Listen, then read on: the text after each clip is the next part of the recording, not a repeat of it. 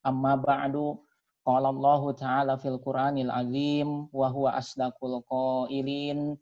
A'udzu billahi minasyaitonir rajim.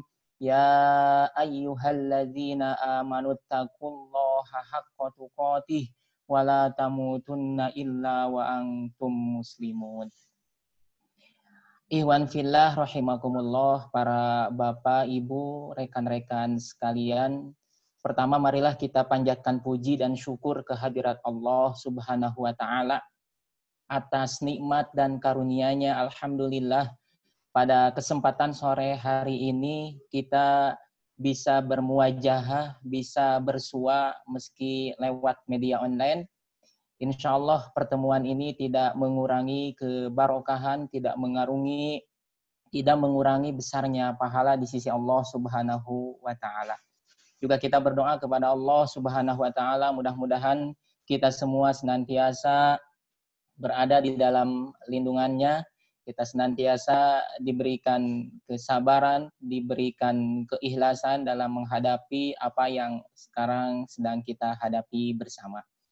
Selanjutnya salawat serta salam semoga terlimpah curah kepada junjunan alam Habibana wa Nabiyana Muhammad sallallahu alaihi wasallam, juga kepada keluarganya, para sahabatnya, kepada semua umatnya minal masyriq ilal maghrib yang senantiasa istiqomah menjadikan Islam sebagai satu-satunya pedoman dalam menjalani kehidupan di muka bumi ini.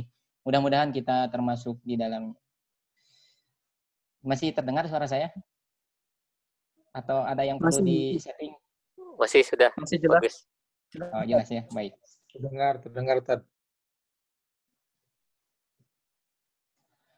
Ikhwan fillah rahimakumullah, pada kesempatan sore hari ini sebagaimana tadi diinformasikan oleh admin, insya Allah kita akan coba bersama-sama menelaah firman-firman Allah, ayat-ayat Allah Subhanahu wa Ta'ala lewat kajian tafsir Al-Jalalain.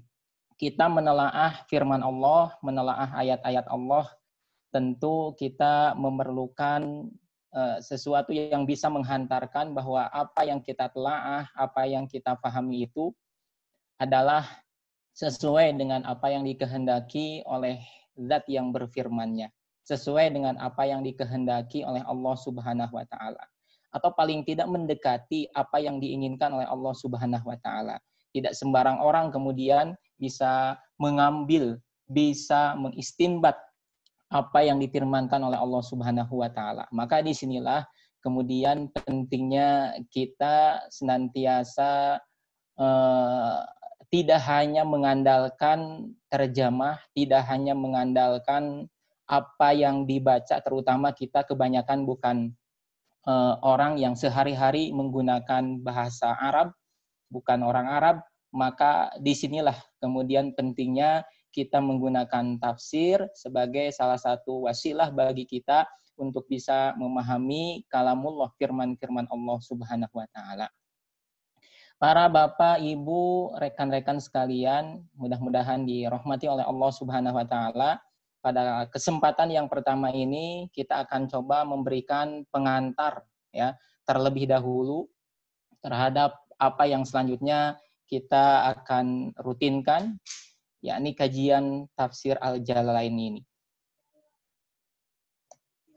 Kurang lebih seperti ini apa yang coba akan kita diskusikan pada kesempatan sore hari ini. Yang pertama berkenaan dengan keutamaan Al-Quran, belajar, mengajar, dan mengamalkannya. Penting ini kita fahami bersama supaya ketika kita berinteraksi dengan Al-Quran, baik itu membacanya, baik itu menghafalnya, mentadaburinya, menelaahnya, kita harus tahu dulu apa sih keutamaan Al-Quran itu. Supaya ketika kita berinteraksi dengan Al-Quran, kita benar-benar bersungguh-sungguh mengambil faidah, bersungguh-sungguh berinteraksi dengan Al-Quran itu. Kemudian yang kedua berkenaan dengan adab dan etika belajar Al-Quran. Ini pun penting di awal kita ulas terlebih dahulu. Berkenaan dengan adab, etika, seperti apa yang harus dilakukan ketika kita mau belajar. Baik itu membaca, menghafal, menelaah tafsir Al-Quran. Kemudian yang ketiga, al-mabadi al-asyarah, 10 hal mendasar tentang ilmu tafsir. Dan yang terakhir, mengenal tafsir Al-Jalalain. Ini kurang lebih apa yang ingin kita coba sharingkan pada kesempatan sore hari ini. Para Bapak Ibu rahimakumullah, terkait dengan keutamaan Al-Quran, belajar, mengajar, dan mengamalkannya, ini saya nukilkan dari tulisan muqaddimahnya Imam Al-Qurtubi dalam tafsirnya Al-Qurtubi. Kata Imam Al-Qurtubi, "I'lam anna hadzal baba wasi'un kabirun." Berkenaan dengan keutamaan Al-Quran, belajar, mengajar, dan mengamalkannya merupakan bab yang luas, katanya, yang tidak tipis kalau mau dibukukan, tidak waktunya tidak sedikit kalau mau mengulas terkait dengan hal ini. Allafa fihi al-ulama kutaban katsiratan. Para ulama telah menulis kitab yang banyak. Nah, namun dalam kesempatan ini kita akan coba mengambil beberapa poin penting saja terkait dengan keutamaan Al-Quran, belajar, mengajar, dan mengamalkannya. Yang pertama, yang perlu kita pahami bersama, fa'awwalu dzalika ayyashta'ira al-mu'minu min fadlil Qur'an annahu kalamu rabbil alamin.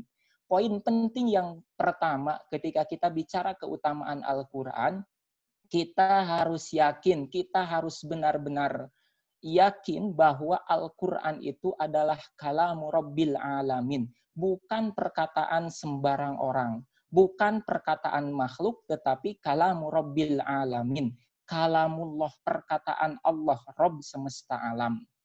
Maka kalau ini kita pahami bersama, tentu mudah kita untuk membuat sebuah analogi betapa Al-Quran itu sungguh sangat utama. Andai saja pada kesempatan sore hari seperti ini, tiba-tiba datang ke rumah kita, seorang kurir membawa sepucuk surat. Dan surat itu setelah dibuka, ternyata pengirimnya bukan sembarang orang. Pengirimnya bukan orang biasa, tetapi pengirimnya adalah pembesar di negeri ini. Orang yang punya jabatan. Tentu kita akan merasa tersanjung, akan merasa gembira, akan merasa bangga ketika ditunjuk menjadi orang yang menerima surat dari bukan sembarang orang tersebut. Kita akan membacanya dengan harapan yang menggebu-gebu, ya. Mungkin juga membukanya dengan sangat hati-hati. Kita akan menyimpannya di tempat yang rapi, di tempat yang tidak mudah dijangkau oleh anak-anak. Maka demikian pula ketika kita bicara Al-Quran, Al-Quran itu adalah kalamu Rabbil Alamin. Kalamullah, ya. Firman Allah Subhanahu wa Ta'ala. Nah, maka ini adalah keutamaan yang paling utama. Kalamu Rabbil Alamin ghairu makhlukin, bukan perkataan makhluk. Kalamu man laisa kamislihi syai'un, perkataan zat yang tidak ada yang semisal dengannya sesuatu pun, wasifatun man laisa lahu syabihun wala nidun, dan memiliki sifat yang tidak ada yang menyerupainya. Fahuwa min nuri zatihi, itu adalah cahaya dari zat Allah Subhanahu wa Ta'ala. Ini yang pertama, para Bapak Ibu rahimakumullah. Keutamaan Al-Quran, bahwa Al-Quran itu adalah kalamullah, firman Allah Subhanahu wa Ta'ala. Kemudian Rasulullah Shallallahu Alaihi Wasallam pernah bersabda terkait dengan keutamaan Al-Quran itu, yaqulu Rabbu tabaraka wa ta'ala. Ini hadis qudsi. Allah Subhanahu wa Ta'ala berfirman, man syaghalahu qiraatul Qur'ani man an mas'alati, barang siapa yang dirinya disibukkan dengan membaca Al-Qur'an dari meminta sesuatu kepada Allah, maka kata Allah, a'taituhu afdhala ma utiyas sa'ilin. Allah akan memberikan dengan pemberian yang lebih utama. A'taituhu afdhala ma utiyas sa'ilin. Allah akan memberi kepada dia dengan pemberian yang utama. Ini pun menunjukkan keutamaan Al-Quran. Kemudian Rasulullah Shallallahu Alaihi Wasallam bersabda, wa fadlu kalamillahi ala sairil kalam, keutamaan firman Allah dibandingkan dengan perkataan-perkataan lain, kafadlillahi ala khalqihi, seperti keutamaan Allah dibandingkan dengan makhluknya. Masya Allah, ya, kita tidak bisa membayangkan bagaimana keutamaan Allah dengan makhluknya. Makhluk di muka bumi ini sehebat apapun, setinggi apapun jabatannya, tetap tidak ada apa-apanya dibandingkan dengan Allah Subhanahu wa taala. Maka demikian pula dengan firman-Nya, dengan kalamullah, dengan Al-Qur'an, maka seperti kafadlillahi ala khalqihi, seperti keutamaan Allah dibandingkan dengan makhluk-makhluknya. Para Bapak Ibu rahimakumullah, berikutnya terkait dengan keutamaan Al-Qur'an. Warawa Abu Muhammad Ad-Darimi As-Samarkandi fi musnadihi an Abdillah, bahwa Abu Muhammad Ad-Darimi As-Samarkandi telah meriwayatkan an Abdillah qala, ia berkata, as-sab'u atwalu mislu Taurah. Ini menunjukkan keutamaan Al-Qur'an, bahwa as-sab'u atwal, di dalam Al-Qur'an ada pembagian surat, ya. Di antaranya as-sab'u at-tuwal, as-sab'u at-tiwal, ya. 7 surat panjang, ada 7 meliputi Al-Baqarah, Ali Imran, An-Nisa, Al-Maidah, Al-An'am, Al-A'raf dan Al-Anfal. Ini mislu Taurah, ini sebanding dengan Taurah, kitab yang diturunkan kepada Nabi Musa. Sebanding hanya dengan 7 surat panjang saja yang ada di dalam Al-Quran. Ini menunjukkan kepada kita keutamaan Al-Quran. Kemudian yang berikutnya, wal mi'una mislul Injil, ya, surat-surat yang panjangnya tidak lebih dari 100 ayat, mislul Injil, sebanding dengan Injil. Kemudian wal masani mislu Zabur, masani itu adalah surat-surat atau ayat-ayat yang banyak mengulang tentang kewajiban-kewajiban, hukum-hukum syariat, kisah-kisah dan perumpamaan. Ini mislu Zabur, sebanding seumpama dengan kitab Zabur yang Allah turunkan kepada Nabi Daud. Wasairul Qur'ani ba'du fadlun, dan surat-surat yang lainnya pun ini memiliki keutamaan. Nah, maka ini menunjukkan keutamaan Al-Qur'an, ya, dibandingkan dengan Taurah, dibandingkan dengan Injil. Dengan Taurah saja sab'ut tuwal itu sudah sebanding dengan Taurah. Kemudian surat-surat yang panjangnya tidak lebih dari 100 ayat ini sebanding dengan Injil. Kemudian masani, mislu Zabur dan seterusnya. Iwan fillah rahimakumullah, berikutnya, ya, ini masih terkait dengan keutamaan Al-Qur'an, belajar, mengajar dan mengamalkannya. Rasulullah Shallallahu Alaihi Wasallam pernah bersabda, satakunu fitanun kakita'il lailil muslim, akan datang fitnah-fitnah kakita'il lailil muslimi. Fitnah-fitnahnya itu seperti potongan malam, ya, dari sisi gelap gulitanya itu. Saking mencekamnya, saking mengerikannya. Fitnah itu bisa berupa cobaan, bisa berupa permasalahan, problematika hidup, gitu ya. Ini yang menghampiri, yang akan menghampiri, ya, kakita'il lailil muslim, seperti potongan gelap gulitanya malam. Qultu, kemudian aku bertanya, ya Rasulullah, wahai Rasulullah, wa mal makhraju minha, apa jalan keluar supaya kita bisa terbebas dari fitnah-fitnah tersebut? Kemudian Rasulullah Shallallahu Alaihi Wasallam bersabda, menjawab apa yang tadi ditanyakan, sekaligus ini menunjukkan keutamaan Al-Quran, keutamaan mengamalkan Al-Quran. Kata Rasulullah, kitabullahi tabaraka wa ta'ala, jalan keluar dari fitnah-fitnah yang akan menghampiri. Atau bisa jadi ini kan perkataan Rasulullah 1400 tahun yang lalu. Berarti bisa jadi fitnah-fitnah itu sudah datang bertubi-tubi kepada umat ini. Maka kata Rasulullah, wa mal makhraju minha, apa jalan keluarnya? Kata Rasulullah, kitabullahi tabaraka wa ta'ala, kitab Allah, Al-Quran. Di Al-Quran itu adalah jalan keluar dari berbagai macam fitnah yang menghampiri umat ini. Kata Rasulullah melanjutkan, fihi naba'u man qablakum, di dalam Al-Quran itu ada berita orang-orang sebelum kalian, wa khabaru ba'dakum, dan berita orang-orang sesudah kalian, ya. Al-Quran bisa memprediksi dengan presisi, dengan pasti apa yang akan terjadi. Bahkan bukan hanya kejadian di muka bumi ini, tetapi kejadian yang akan datang di akhirat kelak. Wa hukmu ma bainakum huwal paslu, dan hukum-hukum yang di dalam Al-Qur'an juga ada hukum-hukum yang bisa memutuskan permasalahan di antara kalian, wal paslu, ya. Faslu itu sesuatu yang benar-benar bisa memisahkan, benar-benar saklek gitu ya. Tidak abu-abu, laisa bil hazl, bukan senda gurau. Man tarakahu min jabbarin qasamahullah, barang siapa yang meninggalkan kitabullah, meninggalkan Al-Qur'an ya, bisa jadi kemudian jarang membacanya, jarang mentadaburinya, bahkan bisa jadi kemudian menganggap hukum-hukum yang ada di dalam Al-Quran itu sebagai hukum jahiliyah, sebagai hukum yang bisa memecah belah, sebagai dianggapnya hukum primitif, ya, min jabbarin karena kesombongan, maka qasomahullah, Allah akan membinasakannya. Sebaliknya, wa mani bataghal huda fi ghairihi adallallah, barang siapa ya, barang siapa yang mencari petunjuk fi ghairihi di selain Al-Qur'an, adallallah, niscaya Allah akan menyesatkannya. Al-Qur'an itu kata Rasulullah, hablullahil matin, tali Allah yang kuat, wa nuruhu al-mubin, cahaya Allah yang jelas, wa dzikru al-hakim, pengingat yang maha bijaksana.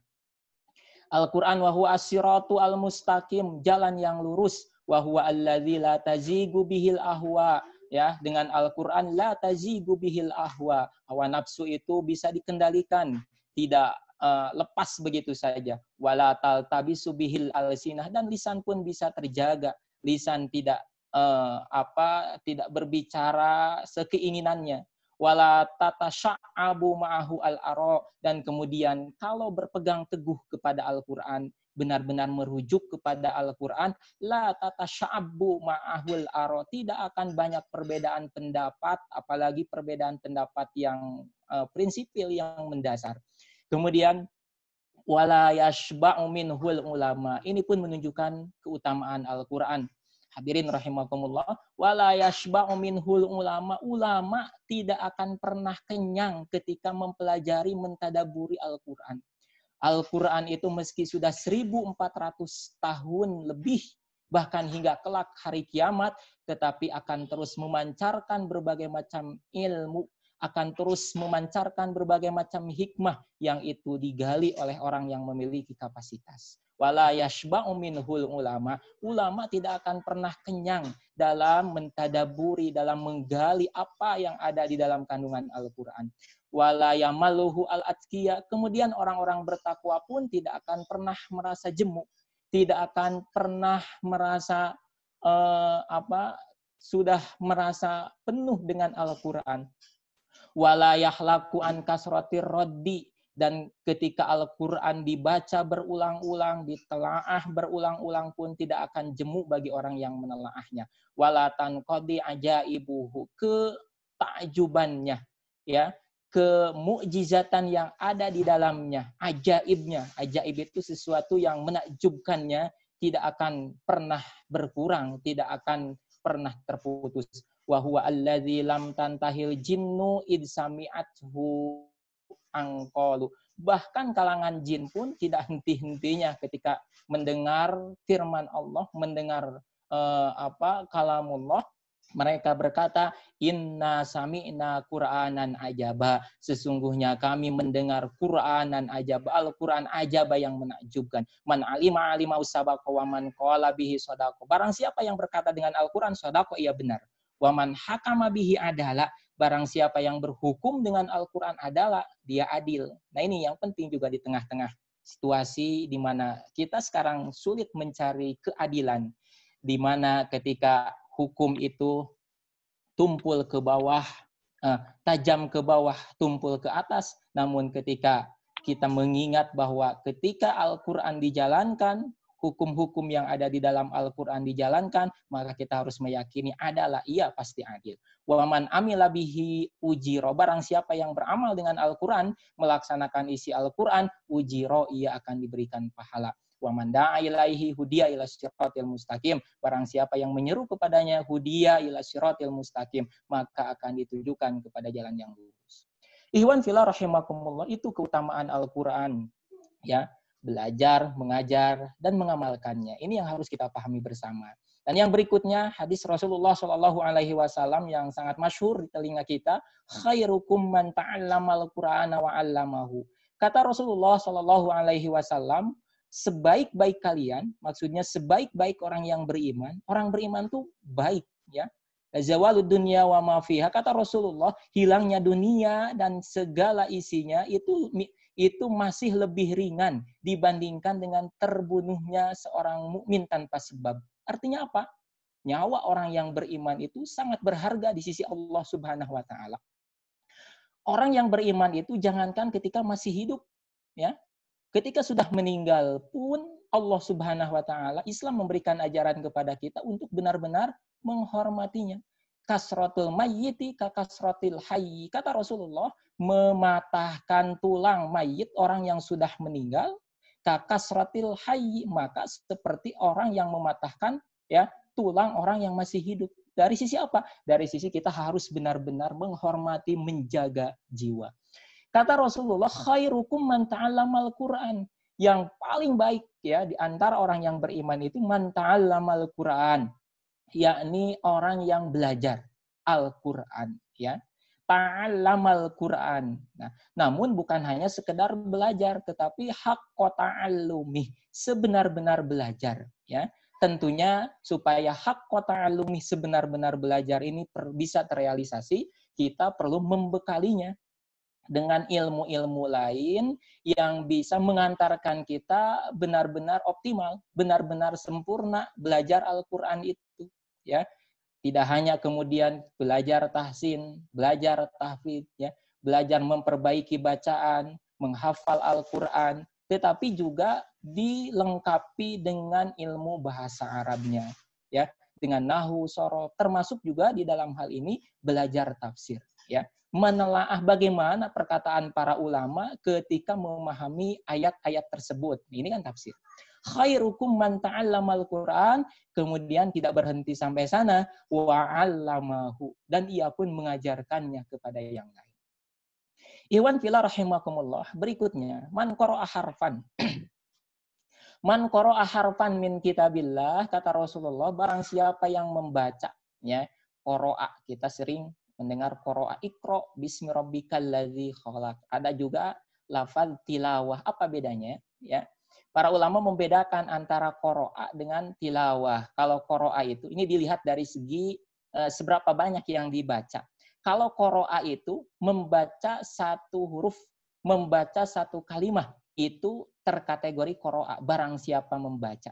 Tapi kalau tilawah, ya, tilawah itu qara'a kalimataini fasaidan, membaca dua kalimah dan lebih banyak dari itu. Jadi tilawah itu lebih banyak dibandingkan dengan qara'a. Nah, namun berkenaan dengan Al-Qur'an, man qara'a harfan, barang siapa membaca meski satu huruf saja min kitabillah, dari kitab Allah, dari Al-Qur'an, maka falahu bihi hasanatun, ia akan mendapatkan satu kebaikan. Wal hasanatu bi asyri amsalihah, dan satu kebaikan itu Allah lipat gandakan hingga 10 kebaikan. Kata Rasulullah, la aqulu alif lam mim harfun, aku tidak berkata alif lam mim itu satu huruf, walakin alifun harfun, tetapi alif satu huruf, walamun harfun, lam satu huruf, wa mimun harfun, dan mim satu huruf. Masya Allah. Ikhwan fillah rahimakumullah, inilah keutamaan Al-Qur'an, ya. Di sini tidak mensyaratkan bahwa mendapatkan 10 kebaikan itu kita harus mengerti apa yang dibaca, kita harus paham apa yang dibaca. Tidak seperti itu. Meskipun hanya sekedar membaca, ya, hanya sekedar membaca dari kitabullah, maka kata Rasulullah, kita akan mendapatkan hasanatun. Wal hasanatu bi asyri amsalihah. Dan satu kebaikan itu akan Allah lipat gandakan menjadi 10 kebaikan. Ini keutamaan Al-Qur'an, ya. Maka apalagi kalau kita membaca, kemudian mentadaburi, menelaah apa yang kita baca, sampai benar-benar hati kita itu terenyuh. Kalau yang dibaca ternyata ayat Allah yang berkenaan dengan surganya, maka kita pun berdoa kepada Allah, ya. Kita berharap bahwa kita termasuk ke dalam penghuni surga. Demikian pula ketika yang dibaca itu adalah ancaman Allah, ya, kepada orang-orang yang zalim, kepada orang-orang yang ingkar. Ketika yang dibaca itu adalah dahsyatnya api neraka, kita pun berlindung kepada Allah Subhanahu wa taala, tentu akan lebih banyak lagi keutamaan, akan lebih banyak lagi pahala yang bisa kita dapat dari membaca kitabullah itu. Para Bapak, Ibu, rekan-rekan sekalian rahimakumullah, Ibnu Abbas pernah berkata, "Man qara'al Qur'an wattaba'a ma fihi," barang siapa yang membaca Al-Qur'an, wattaba'a ma fihi, kemudian dia mengikuti apa yang dibacanya, mengamalkan apa yang ia bacanya, hadahullahu minad dhalalah, maka Allah akan memberikan petunjuk, mengeluarkan dia dari kesesatan. Kemudian wa waqahu yaumal qiyamati su'al hisab. Di akhirat kelak pada hari kiamat ia pun akan terjaga su'al hisab dari perhitungan yang buruk. Wadzalika bi anallaha tabaraka wa ta'ala yaqul, yang demikian itu karena Allah tabaraka wa ta'ala berfirman, famanittaba'a hudaya fala yadillu wa la yashqa, barang siapa yang mengikuti petunjukku, kata Allah, fala yadillu wa la yashqa, maka tidak akan tersesat, wa la yashqa, dan ia pun tidak akan celaka. Qala Ibnu Abbas mengomentari ayat ini, fadaminallahu limanittaba'al Qur'an, Allah memberikan jaminan bagi orang yang mengikuti Al-Qur'an, mengamalkan Al-Qur'an. Jaminannya dua, alla yadilla fid dunya, di dunia tidak akan tersesat, wala yashqa fil akhirah, dan di akhirat dia tidak akan celaka. Ini keutamaan Al-Qur'an, keutamaan mengamalkan Al-Qur'an. Para Bapak, Ibu, rekan-rekan sekalian, rahimakumullah, berikutnya, ya, adab dan etika belajar Al-Quran. Ini pun penting. Sebagaimana tadi ketika kita mendapatkan surat dari pembesar negeri ini, tentu beda dengan ketika kita mendapatkan surat hanya dari orang sembarangan. Tentu kita akan benar-benar memperlakukan surat tersebut sebaik mungkin. Maka apalagi kalau Al-Quran, firman Allah Subhanahu wa Ta'ala, zat yang menciptakan manusia, zat yang menciptakan alam semesta, zat yang menciptakan semua yang ada di muka bumi ini, tentu harus ada adab dan etika yang perlu kita perhatikan. Nah, yang pertama, ya, dan yang paling utama, yang paling mendasar ketika kita belajar, belajar itu cakupannya luas. Bisa belajar membaca, menghafal, ya, belajar langgam Al-Quran, termasuk belajar tafsir, belajar memahami Al-Quran, maka yang paling utama adalah ikhlas semata karena Allah Subhanahu wa Ta'ala. Rasulullah Shallallahu Alaihi Wasallam pernah bersabda, "Man ta'allama ilman mimma yubdagha bihi wajhullah," barang siapa yang menuntut satu ilmu yang memang ilmu itu harusnya semata-mata dituntut mengharapkan ridho Allah Subhanahu wa Ta'ala, la yata'allamuhu illa liyusiba bihi aradan minad dunya, namun ia menuntut ilmu tersebut liyusiba bihi aradan minad dunya, hanya untuk mengharapkan secuil dari urusan dunia, maka kata Rasulullah, lam yajid arafal jannah, niscaya orang seperti itu tidak akan menghirup baunya surga, wanginya surga, yaumal kiamat, pada hari kiamat. Masya Allah. Nah, ini pun menjadi bahan introspeksi bagi kita, ya, ikhwan fillah rahimakumullah. Jangan sampai kemudian apa yang kita lakukan, ya, ketika belajar, ya, sepertinya belajar Al-Quran itu mulia, ya, belajar tafsir itu mulia, menuntut ilmu itu mulia, namun ketika di dalam hati kita, ya, ada harapan dari belajar tersebut bukan semata-mata karena Allah Subhanahu wa Ta'ala, bisa jadi lam yajid arafal jannati yaumal qiyamah, tidak akan menghirup wanginya surga pada hari kiamat. Kemudian Abu Hurairah pun pernah meriwayatkan sabda Rasulullah Shallallahu Alaihi Wasallam. Ini mengerikan, ikhwan fillah rahimakumullah, apa yang disabdakan oleh Rasulullah. Sekaligus pengingat bagi kita untuk senantiasa menjaga keikhlasan kita karena Allah Subhanahu Wa Taala. Ta'awwazu billahi min hubbil hazan. Kata Rasulullah, berlindunglah kalian kepada Allah min hubbil hazan, dari hubbul hazan. Nah, kemudian para sahabat bertanya, "Ya Rasulullah, wahai Rasulullah, wa ma hubbul hazan?" Apa itu hubbul hazan? Qala Rasulullah Shallallahu Alaihi Wasallam menjawab, hubbul hazan itu wadin fi jahannam, satu lembah di Jahannam. Jadi ada satu lembah di Jahannam dinamai hubbul hazan. Tata'awwazu minhu jahannamu fi kulli yaumin mi'ata marratin. Jahannam itu sendiri, ya, meminta perlindungan fi kulli yaumin mi'ata marratin. Setiap harinya itu 100 kali. Kila kemudian ditanya, ya Rasulullah, wahai Rasulullah, wa may yadkhuluhu, siapa yang akan masuk ke hubul hazan itu? Siapa penghuninya? Qala, kata Rasulullah, al-qurra'u al-mura'una bi a'malihim. Para qurra, para pembaca Al-Qur'an, para penghafal Al-Qur'an, para pembelajar Al-Qur'an, al-mura'una, yang ia itu riya, ingin terlihat oleh orang lain, bi a'malihim, dengan apa yang ia lakukan. Na'udzubillah summa na'udzubillah. Ya. Betapa mengenaskannya orang yang sudah capek-capek belajar, namun ternyata nanti di akhirat masuknya adalah bukan hanya ke jahanam, tetapi ke lembah yang ada di jahanam, yang jahanam itu sendiri meminta perlindungan 100 kali sehari kepada Allah Subhanahu wa taala. Nah, secara umum ini adalah adab dan etika belajar Al-Qur'an. Saya sarikan ini dari kitab At-Tibyan fi Adabi Hamalatil Quran, Ikhwan fillah rahimakumullah. Dipersilakan bisa merujuk kepada kitab tersebut, kitab yang masyhur karangan Al-Imam An-Nawawi Ad-Dimashqi rahimahullah, ya. Di antaranya adab dan etika ketika belajar Al-Qur'an, hendaklah membaca Al-Qur'an dalam keadaan suci dari hadas, ya, baik hadas kecil maupun hadas besar. Kemudian disunnahkan membaca Al-Quran di tempat yang suci. Nah, bahkan banyak ulama yang mensunnahkan membaca Al-Quran itu di masjid.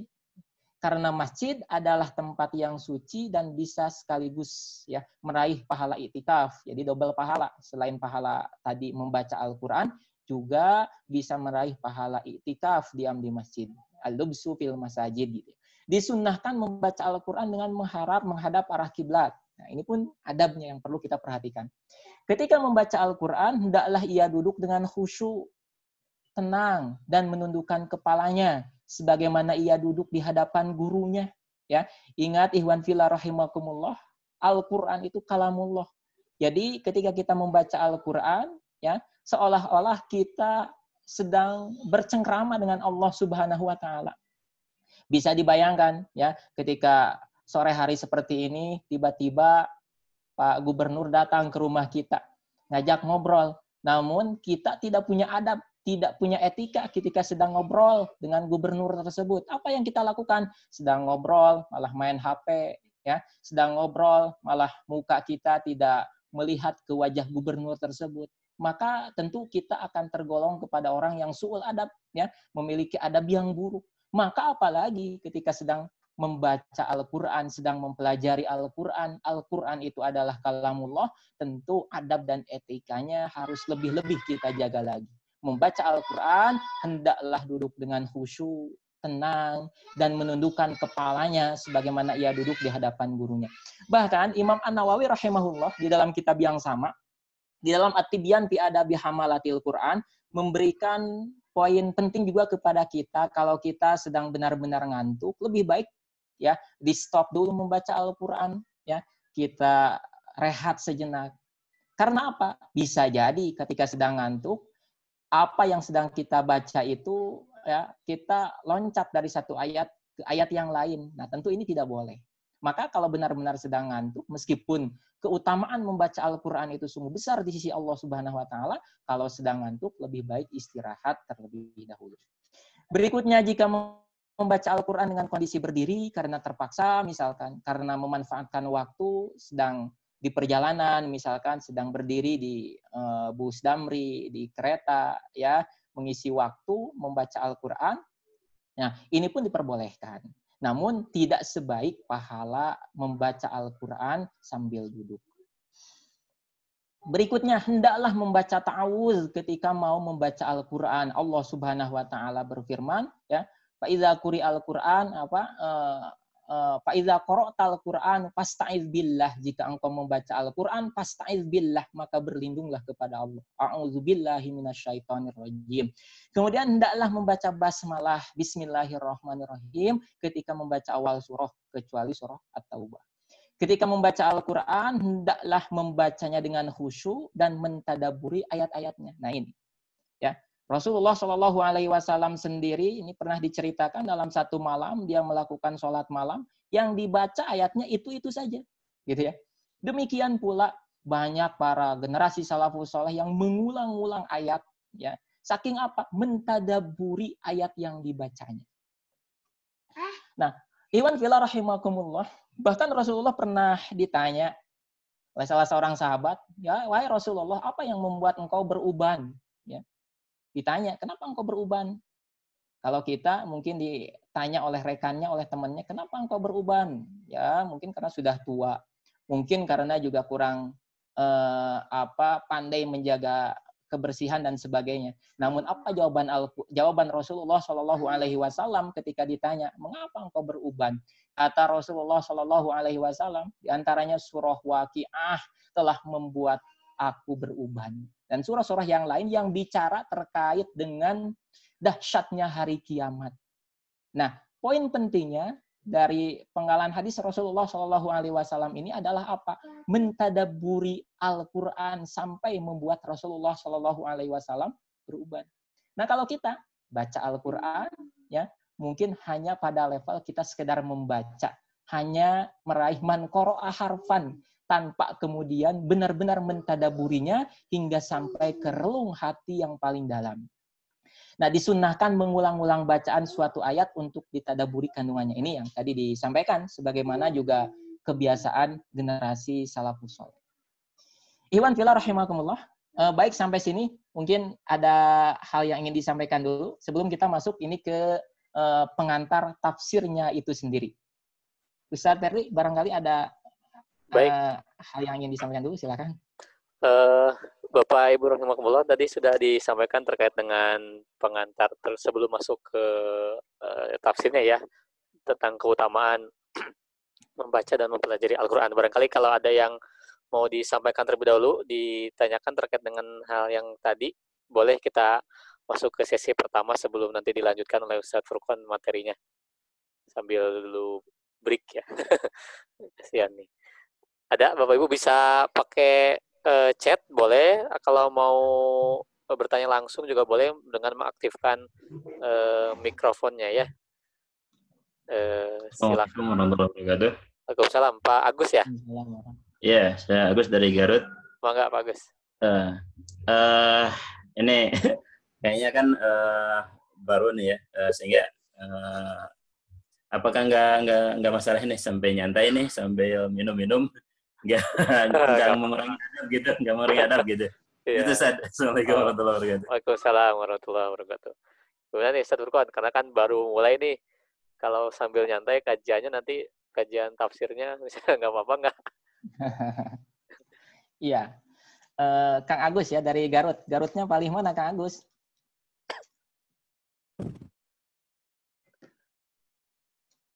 Garutnya di mana Kang? Udah aktif kok Kang Agus. Kok nggak ada suaranya? Ya. Sambil nyantai ya, menyimak apa yang sedang kita lakukan pada kesempatan sore hari ini. Ya sebetulnya meskipun kita melakukan kajian ini secara online ya, lewat tidak tatap muka secara langsung, namun untuk bisa meraih keutamaan fadilah dari majelis ilmu itu sendiri diupayakan ya, dianjurkan ya seperti kita sedang hadir di majelis itu sendiri. Nah, diupayakan, diusahakan. Namun kalau itu tidak bisa mungkin karena situasi dan kondisi yang tidak memungkinkan, ya tidak mengapa. Namun bila ingin meraih pahala, keutamaan pahala sebagaimana kita duduk di majelis ilmu secara langsung, ya. Kalau kita duduk di majelis ilmu secara langsung kan tidak beradab, tidak beretika ketika misalkan selonjoran gitu ya. Tidak beradab, tidak beretika ketika misalkan memakai kaos singlet dan sebagainya, ya kan? Nah, maka untuk bisa meraih keutamaan dari kajian ilmu ini meskipun secara online, maka diharapkan juga memposisikan diri sebagaimana tadi disebutkan dari adab dan etikanya. Diupayakan tidak memiliki hadas ya, terbebas dari hadas besar ataupun hadas kecil, menggunakan baju yang sopan dan sebagainya gitu ya. Karena apa? Karena apa yang sedang kita bicarakan, yang sedang kita sampaikan ini adalah firman Allah, kalamullah, kaul-kaul para ulama. Nah, mudah-mudahan dengan cara seperti itu, ilmu pun akan dengan mudah kita raih dan akan mendapatkan keutamaan di sisi Allah Subhanahu wa Ta'ala. Itu mungkin Kang Agus ya. Alhamdulillah. Nah, kita lanjut dulu. Dan ada pertanyaan lu satu Berikutnya, nih oh, mangga. via chat nih. Ustadz, bagaimana membiasakan membaca Al-Quran dengan adab? Apakah ada tips-tipsnya? Misal waktu-waktu apa saja yang menurut Ustadz lebih baik untuk membaca Al-Quran? Dari Kang Doni Yustinar. Oh iya. Atur nuhun Kang Doni Yusdinar, ini orang Garut juga nih. Nah, perlu riadoh, perlu pembiasaan dalam hal apapun, termasuk dalam melakukan adab dan etika, membiasakan adab dan etika ketika kita membaca Al-Quran. Ya, yang paling utama, sebagaimana tadi disampaikan di awal, kita harus benar-benar memposisikan Al-Quran itu sebagai kalamullah, bukan sembarang tulisan, ya, bukan sembarang perkataan. Maka insya Allah kalau ini diingat terus oleh kita, ketika kita membaca Al-Quran, kita benar-benar akan terdorong untuk mempraktekkan adab dan etikanya. Nah, kemudian waktu juga ini yang perlu kita perhatikan. Di kitab At-Tibyan fi Adabi Hamalatil Quran, ini nanti kita bisa telaah lebih jauh. Imam An-Nawawi pun kemudian beliau mengatakan memakruhkan, ya, tidak menyukai kalau membaca Al-Quran di keramaian, gitu ya. Lebih baik kemudian, lebih utama membaca Al-Quran itu, mentadaburi Al-Quran itu di tempat yang sepi, berkhalwat dan sebagainya. Bahkan di akhir-akhir kitab At-Tibyan fi Adabi Hamalatil Quran terkait adab dan etika pembaca Al-Quran pun disebutkan beberapa waktu yang memang dianjurkan, ya, disunnahkan kita membaca Al-Quran. Meskipun semua waktu diperbolehkan, tidak ada halangan. Namun yang paling baik menurut Imam An-Nawawi adalah di malam hari, ba'da maghrib atau ba'da subuh, gitu ya. Karena apa? Karena waktu-waktu tersebut adalah waktu yang membuat kita tadi, ya, kita merasa rileks, merasa tenang, sehingga benar-benar bisa meresapi apa yang kita baca. Itu mungkin ya. Nah, selebihnya nanti kita bisa kupas di At-Tibyan fi Adabi Hamalatil Quran. Oke. Baik, kita lanjut. Ada satu lagi, tapi kayaknya ini udah terjawab. Ada satu lagi, mangga. Tadi, bagaimana hukumnya bersuci sebelum membaca Al-Quran? Tadi sudah sebenarnya ya. Ya, bersuci, maksud bersuci itu bisa jadi 3 kategori. Ya. Yang pertama bersuci dari hadas kecil dengan berwudu. Yang kedua bersuci dari hadas besar dengan mandi besar kalau dia misalkan junub. Kemudian yang ketiga bersuci dari najis. Nah, 3 hal ini yang perlu diperhatikan dalam hal adab dan etika kita berinteraksi dengan Al-Quran.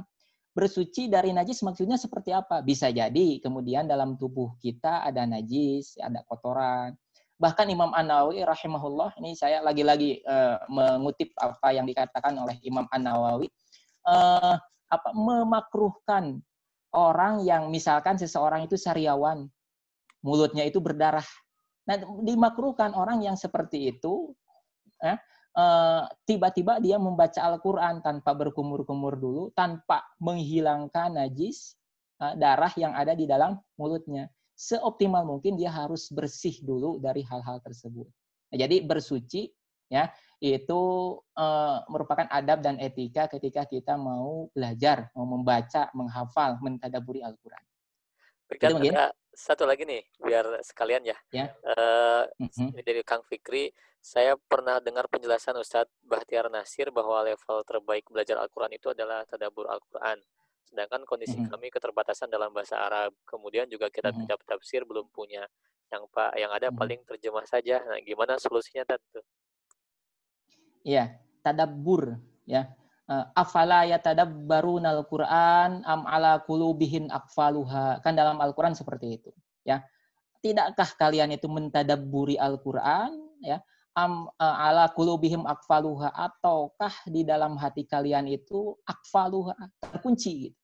Nah, maka betul sekali bahwa tadabbur Al-Qur'an itu sebetulnya bukan dalam rangka membandingkannya tadabbur lebih baik daripada tafsir, lebih baik daripada tahsin dan sebagainya gitu ya. Tapi dalam rangka kemudian kita benar-benar menginternalisasi Al-Qur'an sehingga Al-Qur'an itu benar-benar mewarnai hati kita, mewarnai jiwa kita, maka sebenarnya tadabbur.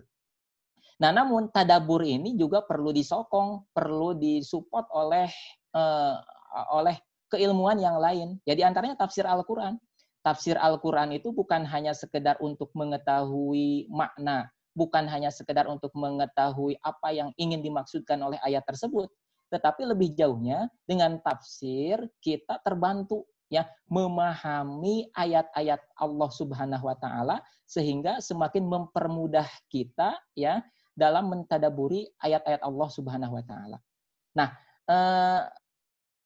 kaidah penting yang perlu kemudian kita pegang, ma la yudraku kulluh la yutraku kulluh. Apa yang tidak bisa diraih semuanya, ya jangan ditinggalkan semuanya. Meskipun bisa jadi ya karena kapasitas kita berbeda-beda, ada yang sudah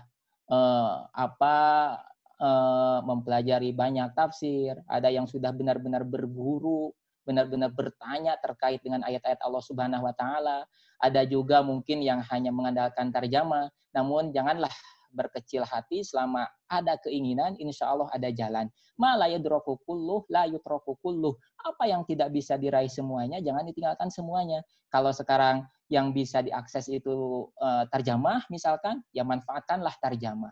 Namun jangan lupa ya untuk terus bertanya, fas'alu ahla dzikri in kuntum la ta'lamun. Bertanyalah kepada ahlinya, kepada ahli zikir, kepada para ulama, in kuntum la ta'lamun, jika kalian tidak mengetahui. Insya Allah dengan terjemah pun kalau kita benar-benar membarenginya dengan banyak bertanya, banyak ikut kajian, ini akan bermanfaat dalam rangka mentadaburi ayat-ayat Allah Subhanahu wa taala. Tentu yang paling penting juga dari kita ya jangan merasa cukup dengan Al-Qur'an. Belajar Al-Quran itu seperti kita mengarungi samudra yang tak bertepi. Ya, akan banyak kemudian ilmu-ilmu, akan banyak hal-hal lain yang boleh jadi kemarin kita belum mendapatkannya, kita belum merasa itu penting, namun ketika kita sudah belajar, sudah mendengarkan, maka itu akan membuat kita semakin sadar bahwa ternyata apa yang kita tahu dari Al-Quran itu belum seberapa. Wallahu a'lam. Itu mungkin. Alhamdulillah. Baik kan, kita lanjutkan dulu ya. Masih ada kan materinya ya? Ya, baik. Oke, baik. Nah, berikutnya ini al-mabadi'u al-asyarah li tafsiril Quran ya. Mabadi al-asyarah. Jadi mabadi asyarah itu 10 hal mendasar, 10 hal pokok yang biasanya diulas terlebih dahulu di awal mengkaji satu disiplin ilmu.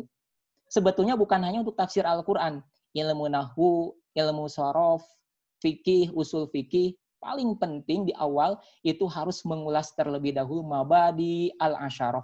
10 hal pokok, 10 hal mendasar yang perlu diketahui. Terkait apa, bagaimana, siapa. Nah ini yang penting dalam mengkaji satu disiplin ilmu.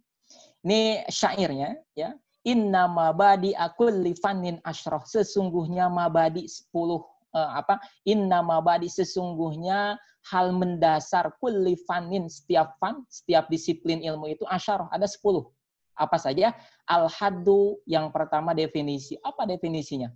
Wal maudu, kemudian yang kedua tema atau objeknya. Apa sih yang dikaji dari tafsir Al-Quran itu? Ini harus tahu. Ya. Kemudian summa samroh, buahnya. Goal belajar tafsir Al-Quran itu apa? Wanis batu, kemudian hubungannya dengan ilmu yang lain apa? Wa fadluhu, keutamaannya. Wal wadi'u, siapa penggagasnya? Ya, siapa penggagas ilmu tafsir itu? Kemudian wal ismu, namanya. Al istimdadu, ilmu-ilmu yang membantu mengembangkan tafsir ini. Kemudian hukum syari, bagaimana hukumnya belajar ilmu tafsir, belajar tafsir. Nah, masailu, permasalahan-permasalahan yang dikaji dalam tafsir itu apa? Wal ba'du bil ba'di, tapas sebagian dengan sebagian lainnya itu saling mencukupi. Wa mandarol jami'a haza syarofa, dan barang siapa yang meraih semuanya haza syarofa, ia akan meraih kemuliaan. Ikhwan fillah rahimakumullah, ini al-mabadi al-asyarah. 10 ya, 10 hal mendasar ya yang perlu diketahui terlebih dahulu sebelum ya belajar satu disiplin ilmu termasuk di dalam tafsir Al-Qur'an. Nah, ini saya nukilkan mabadi asyroh tafsir Al-Qur'an itu dari kitab Hasyiyah Shawi. Di Hasyiyah Shawi itu semacam penjelasan dari tafsir Jalalain. Nah, yan bagi likulli syari'in fi fannin ayya'rifa mabadi'ahu al-asyroh. Penting bagi setiap orang yang ingin berkecimpung, yang ingin terjun ke satu disiplin ilmu untuk mengetahui terlebih dahulu mabadi asyroh yang tadi itu. Ya. Nah, yang pertama hadnya, maudu'nya, kemudian wadi'nya, definisinya, objek kajiannya, siapa penggagasnya, ilmu yang bisa mengembangkannya, namanya, hukumnya, permasalahan-permasalahannya, hubungan dengan ilmu yang lain, faidahnya, dan goal atau goyah samrohnya belajar tafsir itu apa. Nah, yang pertama, fahaddu hadzal fan, definisi tafsir itu adalah ilmun bi usulin yu'rafu biha ma'ani kalamillahi ala hasbi taqatil basyariyah. Tafsir itu adalah ilmu yang dengan kaidah-kaidahnya, dengan landasan-landasannya, yu'rafu biha ma'ani kalamillahi, diketahui makna-makna kalamullah ala hasbi taqatil basyariyah, sesuai dengan kadar kemampuan manusia, kemanusiaan. Nah, ini tafsir. Jadi tadi yang membedakan dengan tadabur, kalau tadabur itu ya sederhananya internalisasi, ya, internalisasi ayat-ayat Allah Subhanahu wa taala. Nah, kalau tafsir menyingkap, mengetahui makna-makna kalamullah, makna-makna Al-Qur'an, namun dengan catatan ala hasbi taqatil basyariyah, sesuai dengan kemampuan ukuran kemanusiaan. Ya, Allah Subhanahu wa taala menurunkan Al-Qur'an ke muka bumi ini. Kemudian kalau dulu pada zaman Rasulullah Shallallahu Alaihi Wasallam, Rasulullah sendiri yang memberikan penjelas. Ya, kalau ada ayat, kalau ada firman Allah Subhanahu Wa Taala yang dirasa syak, yang dirasa belum dipahami oleh para sahabat, ditanyakan kepada Rasulullah Shallallahu Alaihi Wasallam. Nah, terus berkembang, maka ilmu tafsir pun berkembang. Para ulama menyusun ilmu tafsir. Ya, sejak zaman sahabat, zaman tabiin, ya. Muncul para mufasir yang memberikan apa? Memberikan penjelasan, menyingkap ma'ani kalamillah, makna-makna kalamullah ala hasbi taqatil basyariyah, sesuai dengan kemampuan ya manusia, kemanusiaan. Nah, itu tafsir. Wa amma ma'nahu lughatan, secara bahasa tafsir itu pamakhudun minal fasari, diambil dari kata pasri ya. Wa huwa al-kashfu, maknanya adalah al-kashfu, menyingkap. Kalau menyingkap itu berarti awalnya tidak jelas, masih ada kesamaran. Maka dengan tafsir, para ulama ahli tafsir ya menyingkap kepada umat, kepada kita kalangan awam ya terkait dengan makna-makna firman Allah Subhanahu wa taala itu. Kemudian yang kedua, wa maudu'uhu, objek kajiannya apa? Apa sih yang dipelajari dalam tafsir itu? Objek yang dikupas, yang diungkap itu apa? Ayatul Quran min haitsu fahmi ma'aniha. Ayat-ayat Al-Quran min haitsu fahmi ma'aniha, dari segi memahami maknanya. Ini tafsir. Ya. Ayat Al-Quran dari segi memahami makna-maknanya. Nah, kemudian wawadi'uhu, siapa penggagasnya? Siapa yang punya kapasitas untuk menafsirkan itu? Kata Imam As-Sawi, ar-rasikhuna fil ilmi min ahdin Nabi sallallahu alaihi wasallam ilahuna ala tahqiqi kama syahidallahu bidzalik. Nah, ini penting bagi kita. Ya. Bahwa orang yang punya kapasitas menafsirkan, menyingkap makna dari ayat Al-Qur'an itu tidak sembarang orang, ya. Meskipun kita yakin bahwa Al-Qur'an itu adalah firman Allah, namun hati-hati, jangan sampai kemudian kita sembrono tanpa memiliki kapasitas keilmuan yang memadai, ya. Tiba-tiba kemudian kita ya menyingkap atau bicara seenaknya tanpa didukung oleh keilmuan. Maka di sini dikatakan wawadi'uhu itu adalah penggagasnya itu, yang punya kapasitas untuk menafsirkan itu ar-rasikhuna fil ilmi, orang yang punya keilmuan yang kuat, yang kokoh. Ya, nahwunya kuat, sorofnya kuat, ya. Ilmu terkait asbabun nuzulnya kuat, nasih mansuhnya kuat, balaghahnya kuat. Nah, maka ini yang punya otoritas untuk menafsirkan Al-Quran. Meskipun di sini dikatakan bahwa tafsir itu min ala hasbi taqatil basyariyah, menyingkap makna kalamullah itu ya sesuai dengan tokoh kemampuan manusia. Namun tidak sembarang manusia, tetapi manusia yang memang diberikan kemampuan lebih oleh Allah Subhanahu wa taala fil ilmi, di dalam ilmu. Dan ini ikhwan fillah rahimakumullah, jangankan kita ya, Yang rata-rata kita adalah orang awam, ya, orang yang nahwu sorobnya ya segitu-gitunya, apalagi balaghahnya, asbabun nuzulnya. Ini min ahdin Nabi Sallallahu Alaihi Wasallam, sejak zaman Nabi Sallallahu Alaihi Wasallam. Artinya apa? Iwan fila rahimakumullah. Di kalangan para sahabat pun tidak semuanya ya dijadikan rujukan ketika ada satu ayat Al-Quran yang dirasa masih samar. Hanya sahabat-sahabat tertentu saja yang dikenal sebagai mufasir. Misalkan Ibnu Abbas, gitu ya, Siti Aisyah sendiri, gitu ya. Min ahdin Nabi Sallallahu Alaihi Wasallam yang diberikan kelebihan lebih, ya, kemampuan lebih oleh Allah Subhanahu Wa Taala. Min ahdin Nabi ilahuna sampai sekarang, gitu ya. Jadi nanti kalau bicara ulumul Quran atau tafsir lebih jauhnya, pendahuluannya, nanti kita akan mengenal siapa mufasir zaman Nabi, mufasir zaman sahabat, mufasir zaman tabi'in, tabi'ut tabi'in, hingga mufasir masa kini, gitu ya. Nah, karena apa? Ar-rasikhuna fil ilmi, orang yang memiliki keilmuan yang kokoh. Makanya kita heran kalau kemudian akhirnya pada masa kini di mana media elektronik, media informasi itu berkelimpahan, ya. Heran kalau semua orang atau sembarang orang bisa mendeklarasikan dirinya sebagai mufasir, sebagai orang yang bisa menyingkap makna ayat Al-Quran. Maka sebetulnya amannya bagi kita sebagai bentuk kehati-hatian, ya, jangan sampai kemudian ujuk-ujuk percaya kepada apa yang dikatakan oleh orang, meskipun masyarakat memanggilnya ustadz, meskipun dia mendeklarasikan ahli tafsir. Yang penting bagi kita merujuk kepada tafsir, kitab-kitab tafsir mu'tabar, kitab-kitab tafsir yang terpercaya, yang sudah diakui, ya. Misalkan tafsir Ibnu Katsir, tafsir At-Tabari, ya, termasuk juga tafsir yang paling ringkas di tafsir Al-Jalalain yang insya Allah akan coba kita telah, gitu ya. Nah, karena ar-rasikhuna fil ilmi, orang-orang yang punya keilmuan yang kokoh, keilmuan yang kuat. Kemudian wastimdaduhu apa? Keilmuan apa?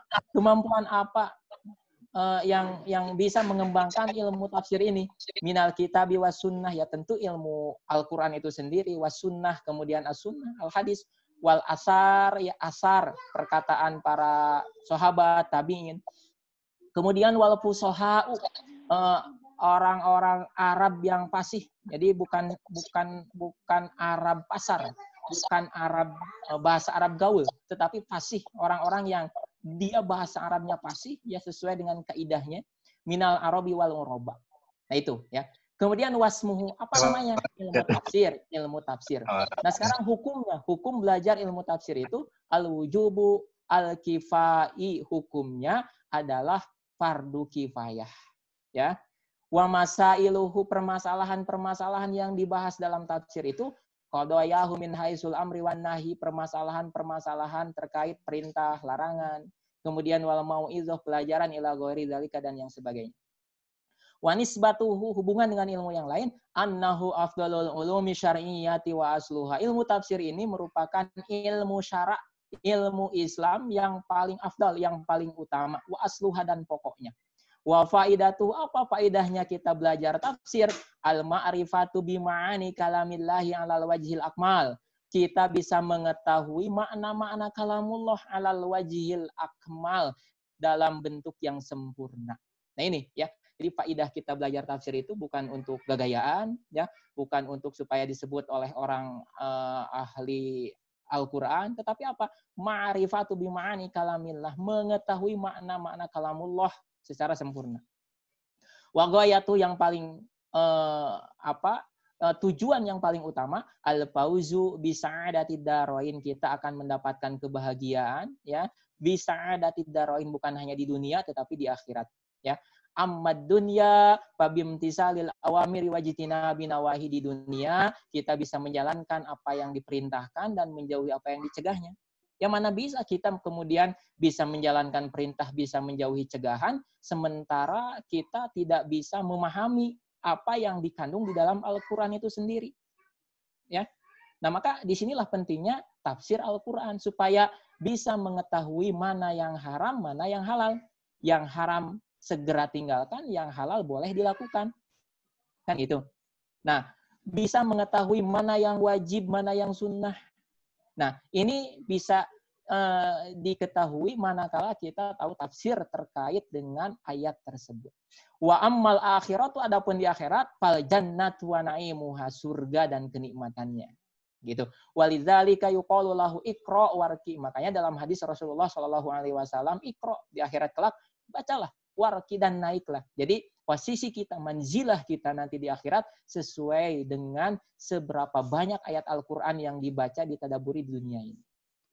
Iwan fillah rahimakumullah. Nah itu ya, terkait dengan mabadi al-asyrah, 10 pokok mendasar terkait dengan disiplin tafsir Al-Quran. Nah berikutnya, sesuai dengan yang diinformasikan, bahwa insya Allah kita akan bersama-sama menelaah tafsir Al-Jalalain.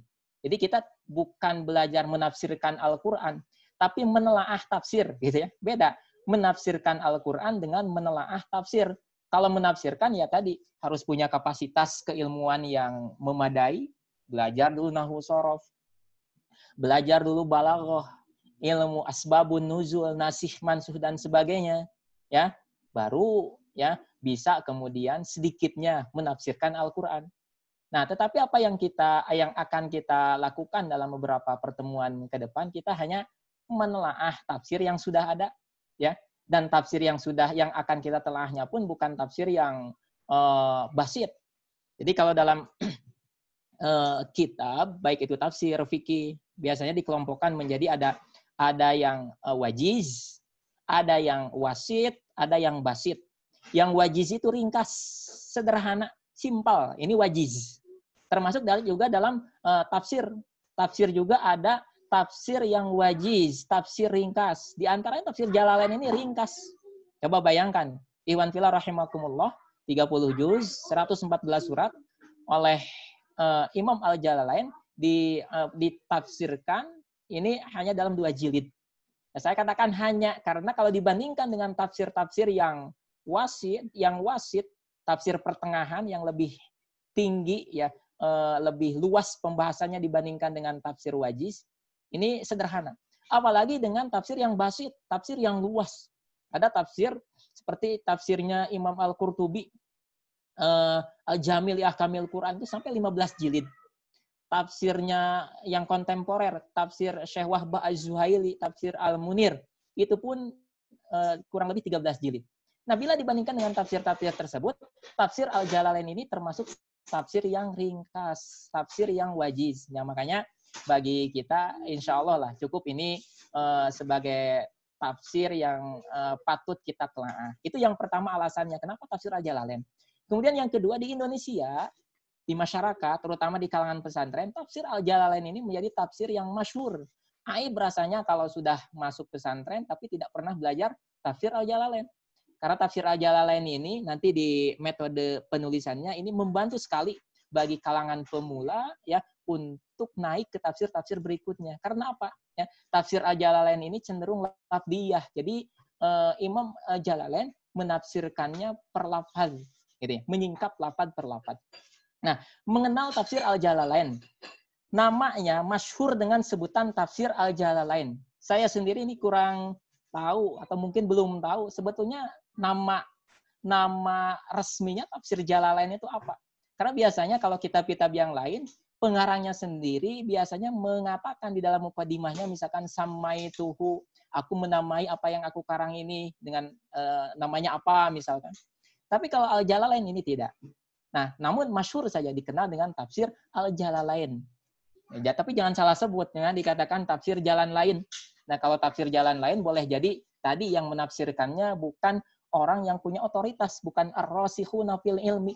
Dia hanya menuruti hawa nafsunya, ya, menafsirkan Al-Qur'an seenak udele gitu ya. Jadi dia hanya ingin mengambil kemudahan, makanya dia mengambil tafsir jalan lain. Nah, ini tafsir Al-Jalalain, tafsir yang dikarang oleh 2 orang dengan nama Jalaluddin, makanya dinamai Al-Jalalain. Siapa pengarangnya? Yang pertama Al-Allamah Jalaluddin Muhammad bin Ahmad Al-Mahali Asy-Syafi'i. Imam Jalaluddin Muhammad bin Ahmad Al-Mahali. dikenal dengan nama Al-Mahalli. Mahalli ini nisbat ke suatu daerah di daerah Mesir.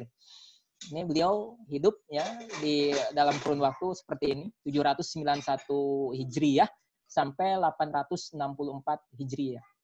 Nah, kemudian tafsir Jalalain ini dikarang oleh dua orang, namun Al-Mahalli beliau mengarangnya, beliau menafsirkan Al-Qur'an itu hanya dari surah Al-Kahfi sampai An-Nas dan ditambah surah Al-Fatihah. Ini yang dilakukan oleh Imam Al-Mahalli. Keburu wafat.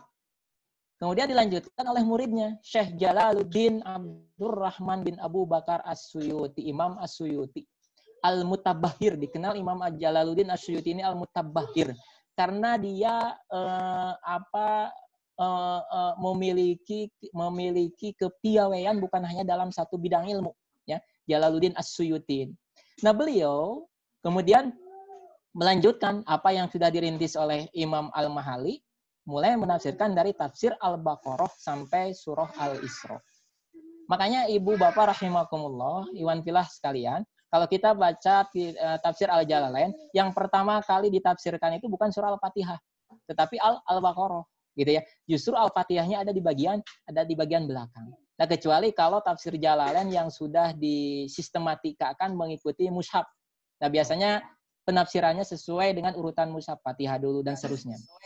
Nah, ini terkait dengan apa itu tafsir Al-Jalalain, siapa pengarangnya. Kemudian metode penulisan tafsir Jalalain ini, ya, sebagaimana kitab-kitab salaf yang lain, gitu ya. Jadi tidak ada penanda ayat. Jadi ayat Al-Qur'annya itu ya dibiarkan begitu saja, gitu ya. Tidak ada penanda ayat. Berbeda dengan kitab tafsir kontemporer yang sudah jelas menanda ayatnya, mana ayat pertama, mana ayat kedua, gitu. Kemudian berikutnya, menyisipkan penjelasan di antara potongan ayat. Jadi di antara potongan ayat disisipkan penjelasan. Penjelasannya itu bisa berupa makna-makna ayat, kedudukan atau i'rab kalimat, ataupun perbedaan qiraat. Nah, lebih jelasnya ini muqaddimah tafsir Al-Jalalain. Di sini kita hanya ingin menggarisbawahi metodologi penulisan tafsir Al-Jalalain ini. Ini kata Imam Jalaluddin As-Suyuti. Beliau mengatakan bahwa latar belakang penulisan tafsir Jalalain ini. Kata Imam Jalaluddin As-Suyuti, hadza mashtaddat ilaihi hajatur raghibina fi takmilati tafsiril Qur'anil Karim.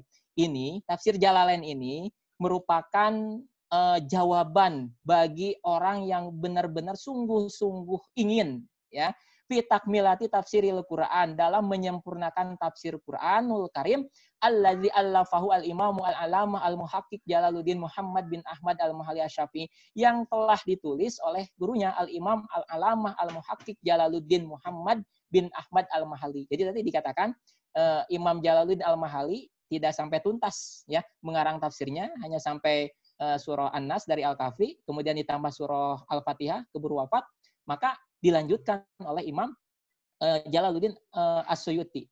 Kemudian watat mimma fatahu wa huwa min awwali suratil Baqarah ila akhiril Isra. Kemudian kata Imam As-Suyuti ini menyempurnakan apa yang belum sempurna, yang masih terpaut, yang masih tertinggal, yakni dari surah Al-Baqarah sampai surah Al-Isra. Jadi kalau Al-Kahfi sampai surah An-Nas plus Al-Fatihah itu Jalaluddin Al-Mahalli.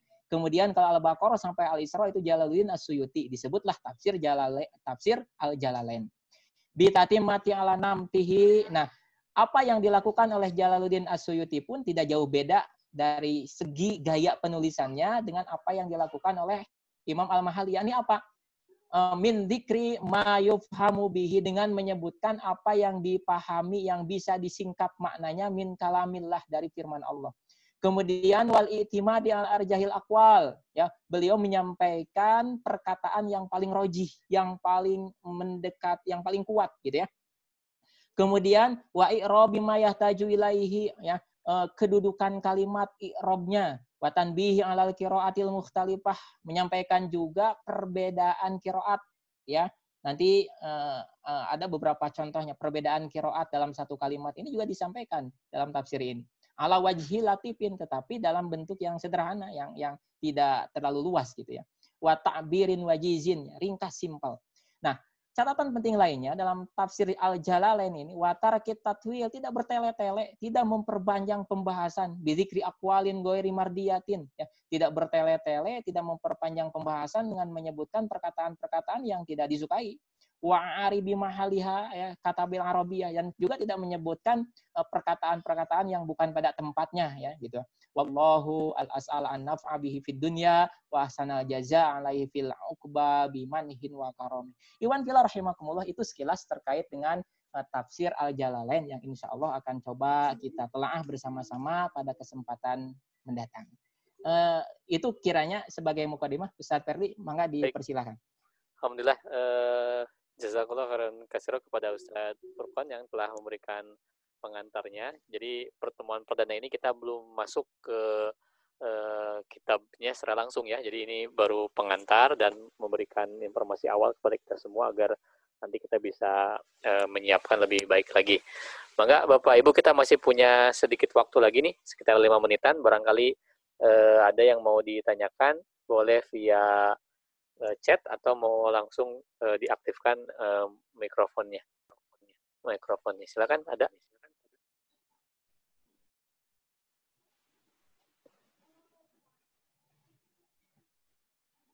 Kang Agus mau bertanya? Sudah aktif sih mic-nya di sini. Keluar ya suaranya ya. Mikrofonnya speakernya rusak. Oh, headsetnya. Jadi enggak headsetnya rusak. Ya, mangga Kang Agus.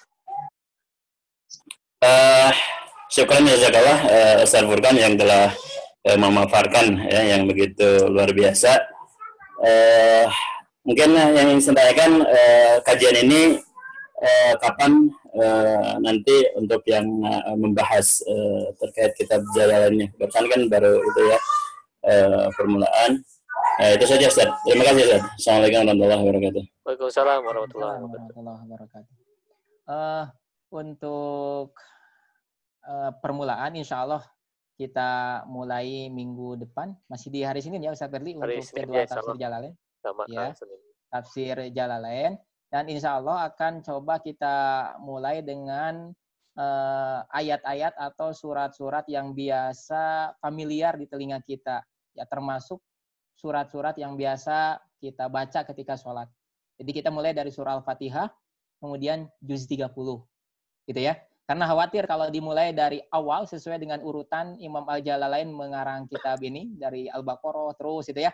Nah, nanti tidak sampai khatam, keburu bubar gitu ya, seperti itu. Jadi pesantren sendiri biasanya kalau kajian tafsir Jalalain ini yang makan waktu yang lumayan panjang, setahun 2 tahun baru selesai. Itu tiap malam ya. Ya.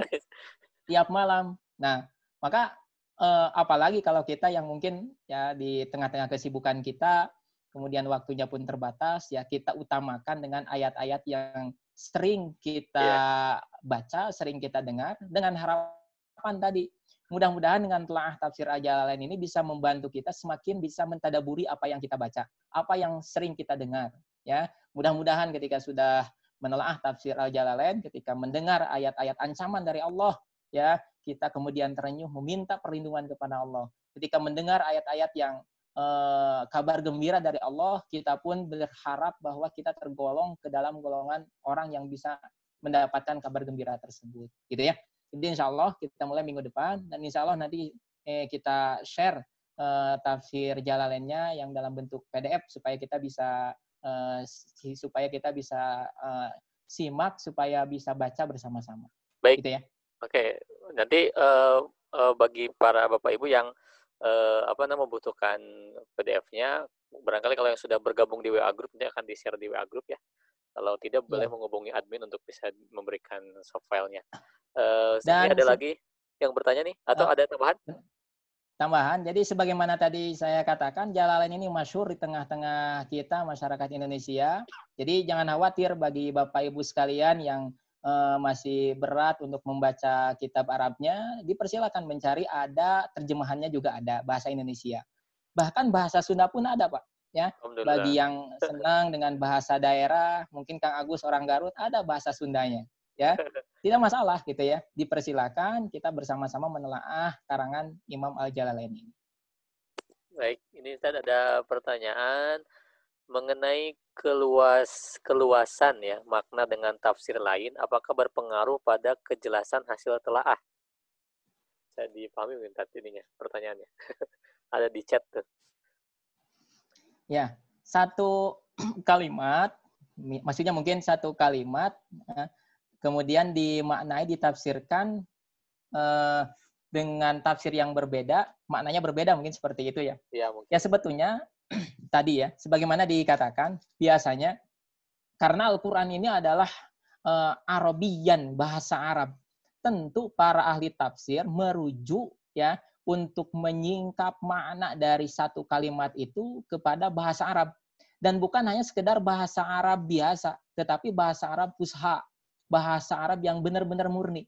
Maka insya Allah selama mufassir tersebut, orang yang menafsirkan mengambil metode seperti ini, gitu ya, satu kalimat, kemudian maknanya secara lugawi aja dulu ya, makna kalimat tersebut selama kemudian merujuk kepada bahasa Arab yang fusha ya, meskipun ada sedikit perbedaan, insya Allah tidak jauh perbedaannya ya, tidak keluar dari apa yang ingin disampaikan dari makna kalimat tersebut, gitu ya.